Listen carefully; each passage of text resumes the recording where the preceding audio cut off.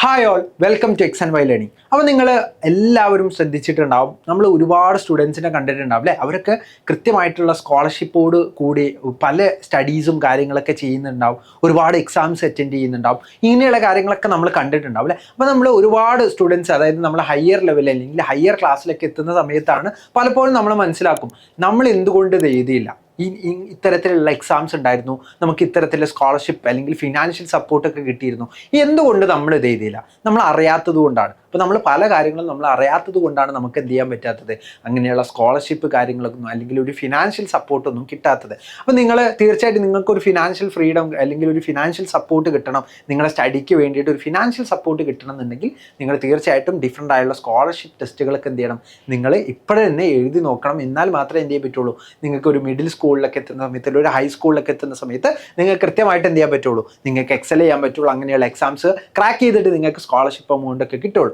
So അപ്പം നിങ്ങൾ എന്തൊക്കെ കാര്യങ്ങളാണ് നിങ്ങൾ ശ്രദ്ധിക്കേണ്ടത്, ഏതൊക്കെ കൈൻഡ്സ് ഓഫ് സ്കോളർഷിപ്പ് ടെസ്റ്റുകളാണ് നമുക്ക് അവൈൽ ചെയ്തിട്ടുള്ളത്, ആ കാര്യങ്ങളാണ് നമ്മൾ എന്ത് ചെയ്യുന്നത്. അതുപോലെ തന്നെ ഡിഫറൻ്റ് ആയിട്ടുള്ള ഒളിമ്പ്യാഡ്സ് എന്തൊക്കെയാണ്, ഡിഫറൻ്റ് ആയിട്ടുള്ള ടാലൻറ്റ് പ്രോഗ്രാംസ് എന്തൊക്കെയാണ്, സ്കോളർഷിപ്പ് ഇന്ത്യയിൽ ഏതൊക്കെ തരം സ്കോളർഷിപ്പാണ് നമുക്ക് കിട്ടുന്നത്, അതാണ് നിങ്ങളോട് എന്ത് ചെയ്യുന്നത് ഈ വീഡിയോയിലൂടെ പറയാൻ പോകുന്നത്. അപ്പോൾ ഏർലി ആയിട്ട് അഡ്വാൻറ്റേജ് കിട്ടുന്നത് എന്താണ്, ചെറിയ കുട്ടികൾക്കാണ് അല്ലെ, 5, 6, 7 ക്ലാസ്സിലെ പഠിക്കുന്ന സ്റ്റുഡൻസിനാണ് ഏർലി അഡ്വാൻറ്റേജ് കിട്ടുക. അപ്പോൾ നിങ്ങളോട് ഈ ഒരു വീഡിയോയിലേക്ക് പോകുന്നതിന് മുമ്പ് എനിക്ക് പറയാനുള്ള ഏറ്റവും ഇമ്പോർട്ടൻ്റ് ആയിട്ടുള്ള കോട്ട് എന്ന് പറയുന്നത്, നമുക്ക് എപ്പോഴും ഡ്രീം ഉണ്ടാവുക, dream dream dream dream transform into thoughts and thoughts result in action എന്നാണ് ആര് പറഞ്ഞുള്ളത്, ഡോക്ടർ APJ അബ്ദുൽ കലാം പറഞ്ഞിട്ടുള്ളത്. സോ എപ്പോഴും നമുക്ക് ഡ്രീം ഉണ്ടായിരിക്കും. അപ്പോൾ നമ്മൾ എവിടെയാണ് എത്തേണ്ടത്, എവിടെയൊക്കെയാണ് പോകേണ്ടത് ഒക്കെ നമുക്ക് ഡ്രീം ഉണ്ടായിരിക്കും. ആ ഡ്രീം ഉണ്ടെങ്കിൽ മാത്രമേ നമുക്ക് ഒരു ചിന്തയിലേക്ക് അത് വരുള്ളൂ. ആ ചിന്ത പിന്നീട് എന്ത് ചെയ്യും, നമ്മൾ ആക്ഷൻസ് ആയിട്ട് മാറാണ് ചെയ്യുക. സോ ആ ഒരു കാര്യം എന്ത് ചെയ്യണം, നിങ്ങൾ തീർച്ചയായിട്ടും മനസ്സിലാക്കിയിട്ട് വേണം വീഡിയോ കണ്ടിന്യൂ ചെയ്യാൻ വേണ്ടിയിട്ട്. സോ നമുക്ക് എന്ത് ചെയ്യാം, അടുത്തൊരു പാർട്ടിലേക്ക് പോകാം. സോ അടുത്തൊരു പാർട്ട് നമ്മൾ വൈ എയിം ഹൈ ഏർലി, അതായത് ആദ്യം തന്നെ മുന്നേ തന്നെ നമ്മൾ എന്തിനാണ് എയിം ചെയ്യേണ്ടത്, എന്തുകൊണ്ടാണ് ഡ്രീം ചെയ്യേണ്ടത്, അതിൻ്റെ പെക്യുലാരിറ്റി അല്ലെങ്കിൽ ആദ്യം തന്നെ നമ്മൾ ചിന്തിക്കേണ്ട ആവശ്യം എന്താ ഉള്ളത്, നമ്മൾ അതാണ് പറയാൻ പോകുന്നത്. സോ ആദ്യം തന്നെ നമ്മൾ സ്റ്റാർട്ട് ചെയ്യണമെങ്കിൽ we have an academic edge, അതായത് നമുക്ക് എപ്പോഴും നമ്മൾ ആദ്യം തന്നെ സ്റ്റാർട്ട് ചെയ്ത് കഴിഞ്ഞാൽ നമുക്കൊരു അക്കാഡമിക് എഡ്ജ് ഉണ്ട്. എന്താണ്, early exposure to highly competitive formats develops a superior analytical mindset required for JEE, NEET and beyond. അതായത് ഒരുപാട് കോമ്പറ്റീറ്റീവ് എക്സാംസ് നമുക്കറിയാം അല്ലേ, +2 ലെവൽ കഴിഞ്ഞ് കഴിഞ്ഞാൽ ഒരുപാട് എന്തുണ്ട്, നമുക്ക് കോമ്പറ്റീറ്റീവ് എക്സാംസ് ഉണ്ട്. ആ കോമ്പറ്റീറ്റീവ് എക്സാംസ് ഒക്കെ എഴുതണമെന്നുണ്ടെങ്കിൽ കോമ്പറ്റീറ്റീവ് ഫോർമാറ്റിലുള്ള എക്സാംസ് നമ്മൾ ചെറിയ പ്രായം മുതൽ എന്ത് ചെയ്യണം, നമ്മൾ സ്റ്റാർട്ട് ചെയ്യണം. അപ്പോൾ ഏർലി അഡ്വാൻറ്റേജ് കിട്ടിക്കഴിഞ്ഞാൽ തന്നെ നമുക്ക് എന്ത് ചെയ്യാൻ പറ്റും, ഈസിലി ഇങ്ങനെയുള്ള പാറ്റേൺസ് കാര്യങ്ങളൊക്കെ മനസ്സിലാക്കാൻ പറ്റും, ഈസിലി നമുക്ക് ക്രാക്ക് ചെയ്യാൻ പറ്റും. അപ്പോൾ അതാണ് ഏർലി അക്കാഡമിക് എഡ്ജ് എന്ന് പറയുന്നത്.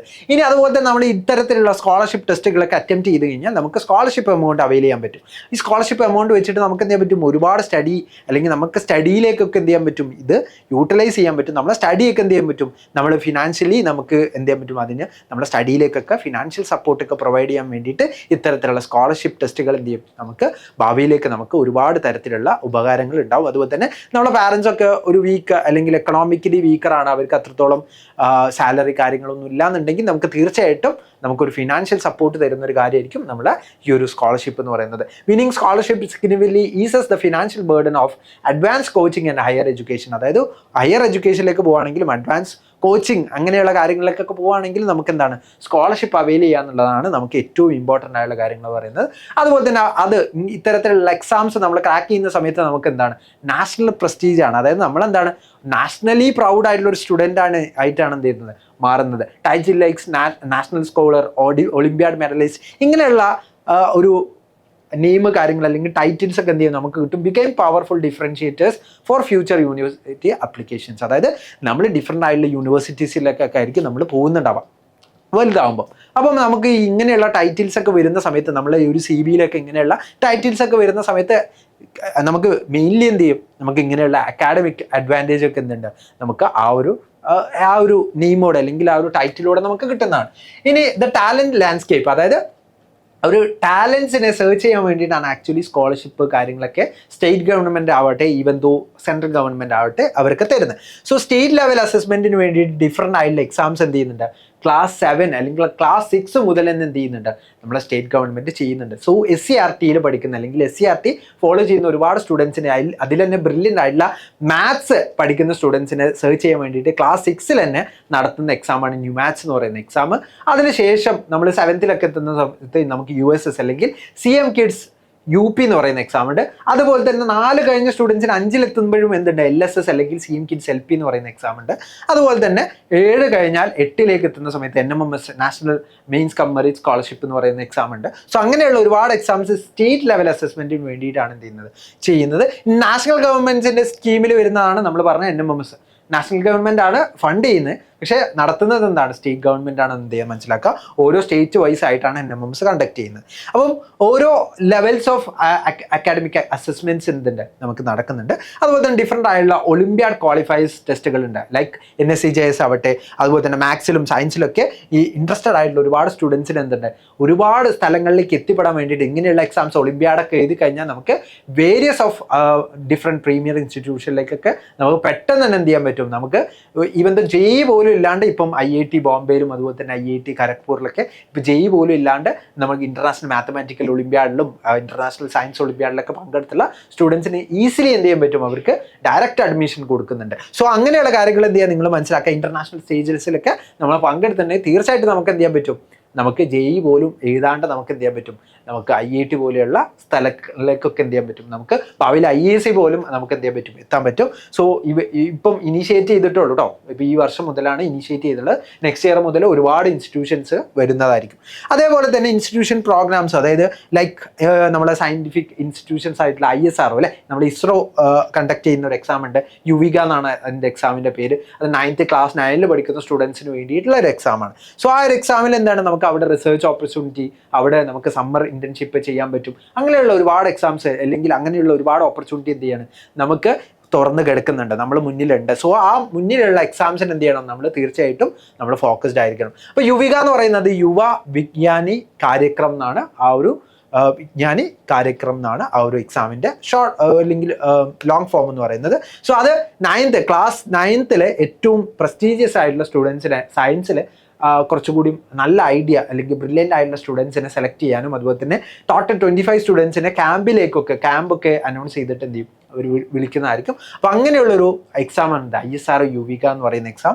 സോ ISRO യുവികയിൽ നമ്മൾ XNYയിൽ ഒരുപാട് സ്റ്റുഡൻസ് എന്ത് ചെയ്തിട്ടുണ്ട്, നമുക്ക് കിട്ടിയിട്ടുണ്ട്. നമ്മൾ 4 വർഷങ്ങളിലായിട്ട് അറൗണ്ട് 11 സ്റ്റുഡൻസ് എന്ത് ചെയ്തിട്ടുണ്ട്, ISRO യുവികയിലേക്ക് പോയിട്ടുണ്ട്. So ISRO Yuvika camp attend ചെയ്യാൻ പറ്റും. അതുപോലെ തന്നെ നമുക്ക് state and national talent search examination ഉണ്ട്. USS ഉണ്ട് അല്ലേ, USS ക്ലാസ് 7ലാണ് അപ്പർ പ്രൈമറി സ്കോളർഷിപ്പ് ഉണ്ട്.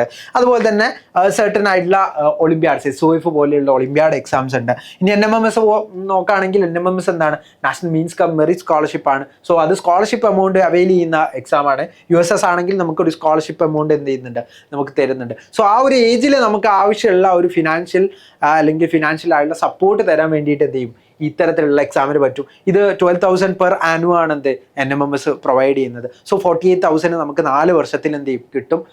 നമുക്ക് 9th മുതൽ 12th വരെയാണ് ഇത് അവൈൽ ചെയ്യാൻ പറ്റുക. അപ്പോൾ ആ ഒരു കാര്യം കൂടി നിങ്ങൾ മനസ്സിലാക്കുക. അതുപോലെ തന്നെ വിദ്യാർത്ഥി വിജ്ഞാൻ മന്ദൻ എന്ന് പറയുന്ന എക്സാം ഉണ്ട്. India's largest science talent search examination ഉണ്ട്. ഡിജിറ്റൽ ഡിവൈസ് യൂസ് ചെയ്തിട്ടാണ് എക്സാം കണ്ടക്ട് ചെയ്യുന്നത്. അപ്പോൾ ഒരു ഓൺലൈനിൽ ഒരു എക്സാം എഴുതിയിട്ടാണ് നിങ്ങൾക്ക് എന്ത് ചെയ്യുന്നത്, ഈ ഒരു തരത്തിലുള്ള ഒരു എന്ത് ചെയ്യുന്നത്, എക്സാം ക്വാളിഫിക്കേഷനും കാര്യങ്ങളൊക്കെ കിട്ടുന്നത്. അത് പ്യുവർലി ബേസ്ഡ് ഓൺ NCERT ആണ്. അപ്പോൾ NCERT സ്റ്റുഡൻസിന് പ്യുവർലി ചെയ്യാൻ പറ്റുന്നത് 6th മുതൽ 11th വരെയുള്ള സ്റ്റുഡൻസിന് നടത്തുന്ന ഒരു എക്സാമാണ് VVM എന്ന് പറയുന്ന എക്സാം. അപ്പോൾ എന്ത് ചെയ്യാം, നോട്ട് ഡൗൺ ചെയ്ത് വെക്കുക. അപ്പം പൊതുവേ നമ്മളെ NCERT ഫോളോ ചെയ്യുന്ന സ്റ്റുഡൻസിനൊക്കെ ഏർലി സ്റ്റേജസിലൊക്കെ അല്ലെങ്കിൽ ഏർലി ക്ലാസ്സസിലൊക്കെ ഇങ്ങനെയുള്ള എക്സാംസ് കുറവായിരിക്കും. അപ്പം ഇങ്ങനെയുള്ള ക്ലാസ്സസ് എന്ത് ചെയ്യാം, നിങ്ങൾ നോട്ട് ഡൗൺ ചെയ്ത് വെക്കുക. ഇപ്പോൾ 6th മുതൽ 11th വരെ എഴുതാൻ പറ്റും. ഇനി ഏറ്റവും ഇമ്പോർട്ടൻ്റ് ആയിട്ടുള്ള കാര്യങ്ങളാണ് നമ്മൾ ഒളിമ്പ്യാഡ്സ് എന്ന് പറയുന്നത്. സോ അത് സ്റ്റെപ്പിംഗ് സ്റ്റോൺ ടു ഒളിമ്പ്യാഡ്സ്, അതായത് ഒളിമ്പ്യാഡ്സിലേക്ക് പോകുന്ന സമയത്ത് ഒളിമ്പ്യാഡ്സ് നമുക്ക് 8 മുതൽ 12 വരെ IUQM എഴുതാൻ പറ്റും. Indian Olympiad qualifiers in mathematics ആണ്. അത് ഫസ്റ്റ് സ്റ്റേജ് ആണ്. ഇന്റർനാഷണൽ മാത്തമാറ്റിക് ഒളിമ്പ്യാഡിൻ്റെ ഫസ്റ്റ് സ്റ്റേജ് ആണ്. സോ അത് 8 മുതൽ 12 ക്ലാസ് വരെയുള്ള സ്റ്റുഡൻസിന് എന്ത് ചെയ്യാൻ പറ്റും, എഴുതാൻ പറ്റും. അത് മാത്സിലെ പ്രോബ്ലം സോൾവിങ് സ്കില്ലും അതുപോലെ തന്നെ അനാലിറ്റിക്കൽ സ്കില്ലും കാര്യങ്ങളൊക്കെ നോക്കുന്ന ഒരു എക്സാം കൂടിയായിരിക്കും.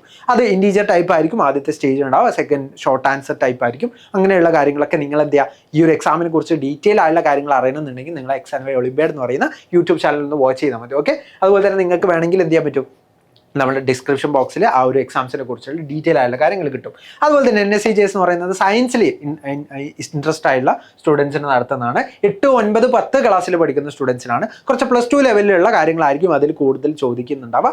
അതിൽ ഹയർ ലെവലിൽ നിങ്ങൾക്ക് സയൻസിൽ എത്രത്തോളം അറിയാം ആ കാര്യങ്ങളൊക്കെ ആയിരിക്കും നിങ്ങൾക്ക് അവിടെ ചോദിക്കുന്നുണ്ടാവുക. IAPT അല്ലെങ്കിൽ Indian association of physics teachers ആണ് അത് നടത്തുന്നത്. ഇതാണെങ്കിൽ MTI അതായത് maths teachers association of India എന്ന് പറയുന്ന MTA ആണ് എന്ത് ചെയ്യുന്നത് ഈ ഒരു എക്സാം നടത്തുന്നത്. സോ അങ്ങനെയുള്ള കാര്യങ്ങൾ എന്ത് ചെയ്യുക നിങ്ങൾ മനസ്സിലാക്കി വെക്കുക. And then we have lots of scholarship, other scholarship programs. ഏതൊക്കെ സ്കോളർഷിപ്പ് പ്രോഗ്രാംസ് ഉണ്ട്? പ്രീ മെട്രിക് സ്കോളർഷിപ്പ് എന്ന് പറയുന്ന എക്സാം ഉണ്ട്. അതായത് മൈനോറിറ്റീസ് വരുന്ന, അതായത് OBC കാറ്റഗറിയിലേക്ക് വരുന്ന സ്റ്റുഡൻസിന് സ്കോളർഷിപ്പ്, അതായത് ഫിനാൻഷ്യൽ സപ്പോർട്ടിന് വേണ്ടിയിട്ടുള്ളതാണ്. ഏത് ക്ലാസ് 1 to 10 വരെയുള്ള സ്റ്റുഡൻസ് ആണ്. അഡ്മിഷൻ ആൻഡ് ട്യൂഷൻ ഫീ സപ്പോർട്ടാണ് അതിലൂടെ പ്രൊവൈഡ് ചെയ്യുന്നത്. ഇനി നമ്മൾ നോക്കുകയാണെങ്കിൽ പ്രീ മെട്രിക് SC/ST സ്കീം ഉണ്ട്. SC/ST സ്റ്റുഡൻസിന് വേണ്ടിയിട്ട് നടത്തുന്നതാണ്. അത് ക്ലാസ് 9ലും ക്ലാസ് 10ലുള്ള സ്റ്റുഡൻസ് ആണ്. Monthly stipend plus book grand കൂടി എന്ത് ചെയ്യുന്നുണ്ട് കൊടുക്കുന്നുണ്ട്. ഇത് സ്റ്റേറ്റിൽ പഠിക്കുന്ന സ്റ്റുഡൻസിനും 9ാം ക്ലാസ്സിലും 10ാം ക്ലാസ്സിലും ബുക്ക് എന്ത് ചെയ്യുന്നില്ല, ഗവൺമെന്റ് പ്രൊവൈഡ് ചെയ്യുന്നില്ല. 8ാം ക്ലാസ് വരെ എന്ത് ചെയ്യുന്നുണ്ട്, ബുക്ക് ഗവൺമെന്റ് ഫ്രീ ആയിട്ട് പ്രൊവൈഡ് ചെയ്യുന്നുണ്ട്. പക്ഷേ 9ലും 10ലും ബുക്ക് അവർക്ക് പ്രൊവൈഡ് ചെയ്യുന്നില്ല. അതിന് പകരം എന്ത് ചെയ്യുന്നുണ്ട്, പ്രീ മെട്രിക് ആണ് അവർക്ക് ബുക്ക് എന്ത് ചെയ്യുന്നത് കൊടുക്കുന്നത്. ഇനി പ്രീ മെട്രിക് ഫോർ OBCs ഉണ്ട്. OBC സ്റ്റുഡൻസ് 1 to 10 ഉണ്ട്. സോ അതെന്താണ്, അത് അക്കാഡമിക് അലവൻസ് വേണ്ടിയിട്ടാണ്. എന്ത് അല്ലെങ്കിൽ അവരുടെ ഫീ കാര്യങ്ങളൊക്കെ എന്ത് ചെയ്യും അവർ അല്ലെങ്കിൽ അവർ ടേക്കപ്പ് ചെയ്തോളും. ഇനി ബീഗം ഹസ്രത് മഹൽ എന്ന് പറയുന്നത് മൈനോറിറ്റി ഗേൾസിന് വേണ്ടി ഇന്ത്യയിൽ കൊടുക്കുന്ന ഒരു സ്കോളർഷിപ്പാണ്. സോ അത് 5,000 പെർ ആനുവൽ എന്ത് ചെയ്യും ലഭിക്കും. അത് ഏത് ക്ലാസ്സിലെ സ്റ്റുഡൻസിനാണ്? ക്ലാസ് 9 to 12 വരെയുള്ള സ്റ്റുഡൻസിനാണ്. ഇനി അതുപോലെ തന്നെ പ്രൈവറ്റ് ആൻഡ് കോർപ്പറേറ്റ് ഫൗണ്ടേഷൻസ് എന്ത് ചെയ്യുന്നുണ്ട്, കൊടുക്കുന്നുണ്ട്. പ്രൈവറ്റ് ആയിട്ടുള്ള ഒരുപാട് ഫൗണ്ടേഷൻസ് നിങ്ങൾ കേട്ടിട്ടുണ്ടാവും. നമ്മൾ അജ്മൽ സാറിൻ്റെ വീഡിയോ ഒക്കെ നിങ്ങൾ കാണുന്നുണ്ടെങ്കിൽ അജ്മൽ സാറിൻ്റെ വീഡിയോയിലൊക്കെ നിങ്ങൾ PVM ഫൗണ്ടേഷൻ എന്ന് പറയുന്ന ആ ഒരു എക്സാമിനെ കുറിച്ചും സ്കോളർഷിപ്പിനെ കുറിച്ചും ഒക്കെ എന്ത് ചെയ്തിട്ടുണ്ടാവും, നിങ്ങൾ അറിഞ്ഞിട്ടുണ്ടാവും. സോ അതേപോലെ തന്നെ HDFC കൊടുക്കുന്ന ഒരു ബഡ്തേ ഖദം എന്ന് പറയുന്ന ഒരു ഇനിഷ്യേറ്റീവ് ഉണ്ട്. അതിൽ ഫിനാൻഷ്യൽ അസിസ്റ്റൻസ് ആണ് എന്ത് ചെയ്യുന്നത് കൊടുക്കുന്നത്. Uninterpreted covering tuition fee and expenses എല്ലാം എന്ത് ചെയ്യും അവർ HDFC ബാങ്കാണ് എന്ത് ചെയ്യുന്നത് പ്രൊവൈഡ് ചെയ്യുന്നത്. അതുപോലെ തന്നെ ഫൗണ്ടേഷൻ ഒളിമ്പ്യാഡ്സ്, അതായത് SOF പോലെയുള്ള ഒളിമ്പ്യാഡ്സ് ചെയ്യുന്ന സമയത്ത് അവരെന്ത് ചെയ്യുന്നുണ്ട്, ഈ ഒരു എക്സാംസ് ക്വാളിഫൈ ചെയ്യുന്ന സമയത്ത് ഒരു ഫിനാൻഷ്യൽ സപ്പോർട്ട് പോലെ തന്നെ എന്ത് ചെയ്യുന്നുണ്ട്, ക്യാഷ് അവാർഡ്സും കാര്യങ്ങളൊക്കെ എന്ത് ചെയ്യുന്നുണ്ട് പ്രൊവൈഡ് ചെയ്യുന്നുണ്ട്. അപ്പോൾ എക്സാം എഴുതാൻ മാത്രമല്ല, എക്സാം എഴുതുന്നതോടൊപ്പം തന്നെ നമ്മൾ വിജയിക്കുന്ന സമയത്ത് നമുക്ക് അതിലൂടെ ഒരു ഫിനാൻഷ്യൽ സപ്പോർട്ട് കൂടി എന്ത് ചെയ്യാൻ പറ്റുന്നുണ്ട്, ഇത്തരത്തിലുള്ള കാര്യങ്ങളിലൂടെ നമുക്ക് പ്രൊവൈഡ് ചെയ്യാൻ പറ്റുന്നുണ്ട്. അതുപോലെ തന്നെ നാഷണൽ സ്കോളർഷിപ്പ് പോർട്ടൽ ഉണ്ട്. നാഷണൽ സ്കോളർഷിപ്പ് പോർട്ടൽ എന്ത് ചെയ്യുക, നിങ്ങൾ വിസിറ്റ് ചെയ്യുക. NSP എന്നാണ്. NSP നിങ്ങൾ സെർച്ച് ചെയ്താൽ മതി. ഓക്കെ, അപ്പോൾ അവിടെ നിങ്ങൾക്ക് ഒരുപാട് തരത്തിലുള്ള സ്കോളർഷിപ്പ് ഇന്ത്യയിൽ പ്രൊവൈഡ് ചെയ്യുന്ന നിങ്ങൾക്ക് പറ്റുന്ന ഒരുപാട് തരത്തിലുള്ള സ്കോളർഷിപ്പ് നിങ്ങൾക്ക് കാണാൻ പറ്റും. ഏകദേശം 100+ സെൻട്രൽ പ്ലസ് സ്റ്റേറ്റ് സ്കോളർഷിപ്പ് എന്ത് ചെയ്യാൻ പറ്റും, സെൻട്രൽ ആൻഡ് സ്റ്റേറ്റ് സ്കോളർഷിപ്പ് നിങ്ങൾക്ക് അതിലൂടെ സ്കീംസ് ഒക്കെ കാണാൻ പറ്റും. സോ അതാണ് മേജർലി എന്ത് ചെയ്യാൻ പറയാൻ പറ്റുന്നത്. ഇനി നമ്മൾ നോക്കുകയാണെങ്കിൽ ക്ലാസ് 6ൽ നമ്മൾ സ്ട്രോങ് ബിൽഡിംഗ് ഫൗണ്ടേഷനും അതുപോലെ തന്നെ UMATS പോലെയുള്ള SOF പോലെയുള്ള എക്സാം ഉണ്ട്. ക്ലാസ് 7ലാണെങ്കിൽ നമുക്ക് SOF ഉണ്ട്. അതുപോലെ തന്നെ നമുക്ക് നമുക്ക് സ്റ്റേറ്റിൽ പഠിക്കുന്ന സ്റ്റുഡൻസ് ആണെങ്കിൽ USS ഉണ്ട്. ക്ലാസ് 8ലേക്ക് വരുന്ന സമയത്ത് നമുക്ക് NSCJS ഉണ്ട്, IOQM ഉണ്ട്, അതുപോലെ തന്നെ NMS ഉണ്ട്. ഇങ്ങനെയുള്ള എക്സാംസ് ഉണ്ട്.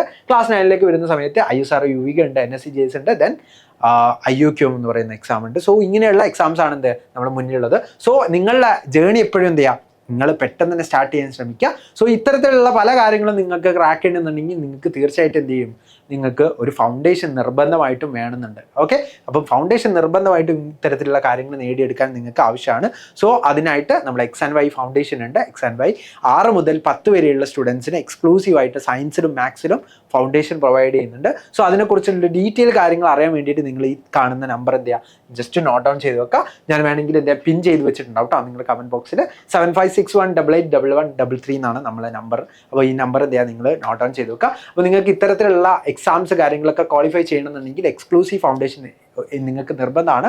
സോ എക്സ്ക്ലൂസീവ് ഫൗണ്ടേഷനായിട്ട് നിങ്ങൾ ഒന്നെങ്കിൽ ഫൗണ്ടേഷൻ കമൻറ്റ് ചെയ്യുക, അല്ലെങ്കിൽ നിങ്ങൾ പിൻഡ് ആയിട്ടുള്ള കമൻറ്റ് കാണുക, അല്ലെങ്കിൽ നിങ്ങൾ ഡിസ്ക്രിപ്ഷൻ ബോക്സിൽ നിങ്ങൾക്ക് കൂടുതൽ ഡീറ്റെയിൽസിനായിട്ട് ഉണ്ടാവും. അതുപോലെ തന്നെ നിങ്ങളോട് പറയാനുള്ളത് ഒരുപാട് തരത്തിലുള്ള സ്കോളർഷിപ്പ് അതുപോലെ തന്നെ എക്സാംസ് ഒക്കെ നമ്മൾ മുന്നിലുണ്ട്. അത് തീർച്ചയായിട്ടും എന്ത് ചെയ്യുക, നിങ്ങൾ ക്രാക്ക് ചെയ്യാൻ ശ്രമിക്കുക. And all the best for your future exams. And നമ്മളെ ഈ ഒരു വീഡിയോ നിങ്ങൾക്ക് യൂസ്ഫുൾ ആയിട്ടുണ്ടെങ്കിൽ നിങ്ങൾ ഫ്രണ്ട്സിന് എന്ത് ചെയ്യുക, തീർച്ചയായിട്ടും ഷെയർ ചെയ്ത് കൊടുക്കുക. അത് ഫിനാൻഷ്യലി സപ്പോർട്ട് ആവശ്യമുണ്ടെന്ന് അറിയുന്ന നിങ്ങളുടെ ഫ്രണ്ട്സിന് എന്ത് ചെയ്യുക, നിങ്ങൾ ഷെയർ ചെയ്ത് കൊടുക്കുക. അതുപോലെ തന്നെ ഇത്തരത്തിലുള്ള എക്സാം അറിയാൻ വേണ്ടിയിട്ടും കൂടി നിങ്ങളുടെ ഫ്രണ്ട്സിന് ഷെയർ ചെയ്ത് കൊടുക്കുക.